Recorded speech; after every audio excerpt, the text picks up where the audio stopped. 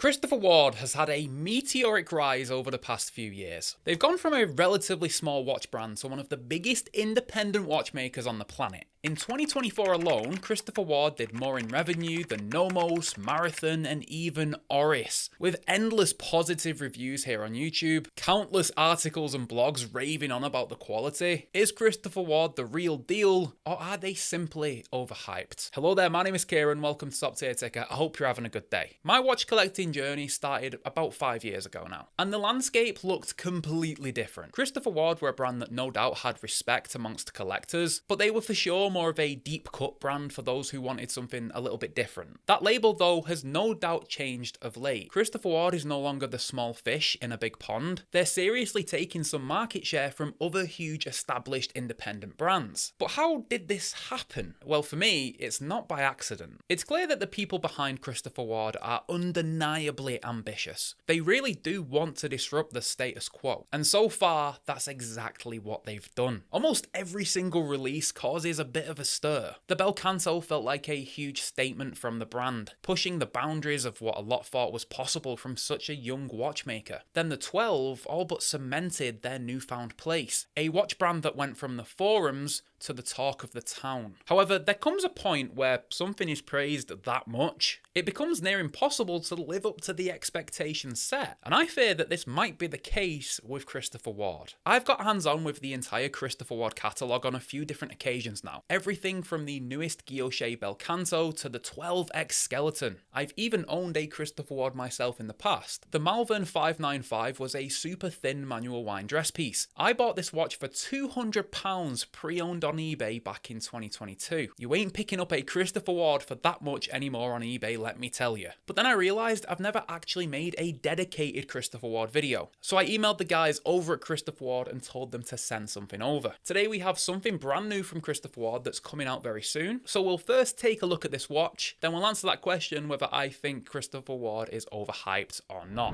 The Christopher Ward packaging is actually quite impressive. You get this beautiful wooden watch box. A few bits and pieces inside that, let's be honest, nobody cares about, but then we do care about the beautiful watch inside. This is the Christopher Ward C65 Super Compressor Elite. I wanted to check this watch out because I think it's a little bit of an unsung hero from the Christopher Ward catalogue. You see, this is a genuine super compressor. Yes, it belongs to the dive watch family, but it's almost its own genre of watch completely. You see, it uses different technology to a regular diver to achieve its water resistance rating. There is a spring underneath the case back, and that spring compresses to tighten the seal of the watch as the watch is put under more pressure, where of course a regular diver just uses a screw down case back against some gaskets. Another instantly recognizable feature of the super compressor is the dual crown layout and the inner rotating bezel. The 2 o'clock crown operates that inner rotating bezel, and this bezel is unidirectional. When it comes to a real super compressor, there simply aren't a lot of them. There are a lot of faux compressors on the market, which are basically glorified divers with inner rotating bezels. Similar to the Bel Canto and the 12, Christopher Ward almost pick a genre and then try and create one of the best in class watches for that genre. I think that's exactly what they've attempted here with the Compressor Elite. Now these watches aren't cheap. This one comes in at £1,560 on the bracelet, or you can pick up the rubber strap version for £1,395. Now that is a fair chunk of change for any watch, considering you could build an entire watch collection with like 4 decent pieces for that amount. This watch seriously needs to deliver something special. Now Christopher Ward starts to deliver that with a fairly impressive movement. Inside here is the Solita SW300-1, and this is the chronometer certified version. It beats at 28,800 vibrations per hour, so you get a nice smooth sweep, and this watch features a very impressive 56-hour power reserve. But realistically, this movement is just as good as the likes you'll find in Tudor. It could even be argued that considering serviceability, Solita movements are actually the ones to go for. Another area your money goes with a Christopher Ward watch is the case. They have their very own case design called the Light Catcher. The idea here is that this case just features a little bit more detail than your average watch case. More surfaces, more angles, which typically also allows for more variety of finishes, and that's exactly what you get here with the Elite. This watch is mostly brushed, but we do have some polished surfaces, but it's the quality of the finishing on a Christopher Ward watch that really stands out. I can't see a single uneven surface on this watch at all. The finishing here is super consistent and crispy, which certainly helps towards the watch looking like it is a more expensive piece. But this case offers a beautiful side profile. You get this awesome sweep from lug to lug, and then the way the bezel flows into the crystal is also beautiful. Speaking of, this watch watch features a stunning piece of sapphire. It has that dramatic bubble effect where it meets the bezel, and then there is a slight doming to the top of the crystal. Clarity here is exceptional. Typically crystals of this style feature a lot of reflections, but not here. Now it is possible to get this watch on a strap, but this is the bracelet version. It features quite a chunky 3-link construction. Finishing here is completely brushed, which matches the upper surface of the watch. This bracelet does taper from 22mm at the lugs to 18mm at the clasp, but this is quite a chunky clasp. Now you are getting an on-the-fly adjustment here, so that is kind of understandable. Now this watch is a chunky boy. Case thickness here is 14.2mm. Lug to lug is a hair over 47mm, and the case diameter is bang on 41mm. This watch does have positive end links, so the wearing experience is a little bit bigger than that lug to lug might suggest. I still think it suits my 6.5-inch wrist really well, and it's normal for a compressor style watch like this to be a little bit bigger in size. Now you might be thinking, what the hell is going on with this dial? And yes, I agree, it is absolutely insane. This dial features a decompression scale. I'm not even going to pretend like I know how that works, nor do I have any desire to find out how, because I can barely swim in the paddling pool, never mind the ocean. Orange, blue, baby blue, silvers, whites, everything does work really well together here, and I think this is an exceptionally beautiful dial. The hands have a fence post construction, the minute hand reaches the outer track and is painted in orange, the hour hand then features a polished finish, and the seconds hand features a matte finish with orange paint on the outer. Now there's not a lot of lume on this watch because the indexes are so small. It does the job considering how little lume is here. Serviceable, sure. Underwhelming, probably. If this particular dial design is just a little bit too crazy for you, the regular compressor features a more classic dive watch design. It doesn't feature the decompression scale, and it features much larger indexes, so legibility will be a lot better. Only thing to mention with that one is that you do get a lesser movement with the Sellita SW200 instead of the 300 inside of this one. Now, although I love the design of this watch, and I do think that the finishing and the quality here is exceptional, there are plenty of things that I would change about this watch. This watch doesn't have great legibility, does it? I mean, you can barely see the indexes, and sometimes you can barely see the hands. Lume, yeah, I just wish it was a little bit better. Just wish the lume plots were a bit bigger, and then everything would probably be fine. I just think this bracelet does look a little bit chunky up there at the lugs. Even on this 41mm case, I think a 20mm lug would have looked better. Again, the clasp feels a little bit big and bulky. Could maybe use a little bit more refinement. And I know this is a true compressor and they've tried to stay true to original, but I would have loved this inner bezel to be bi-directional. But hey, sometimes sticking with tradition is the thing to do. This is no doubt a great release from Christopher Ward. Is it worth £1,560? That is a tough question. No doubt the quality is here for the money, and you certainly get a great movement inside, albeit it is a little bit funky and does have a couple of flaws. So let's answer that question. Is Christopher Ward the real deal, or are they overhyped? I actually feel like the expensive stuff is the most compelling. The 12X, the Bel Canto, this super compressor, because these watches feel like unicorns. The perfect combination of quality, design, and innovation. However, I don't think you get all three of those things with the regular lineup. Sure, quality is there, no doubt, and design for the most part, but considering how competitive the dive watch and everyday watch market is, it makes the entry-level stuff less compelling. I would like to see a bit of that Bel Canto flair injected into their more basic watches. You'll of course find a link for the compressor that I checked out today in the description below, and please share your thoughts on Christopher Ward in the comment section. Genuinely interested to see everybody's opinion on this brand. Are you a fan of the whole collection or just specific watches? And if you haven't already, I'd love for you to hit like and subscribe, and I will catch you in the next one, guys.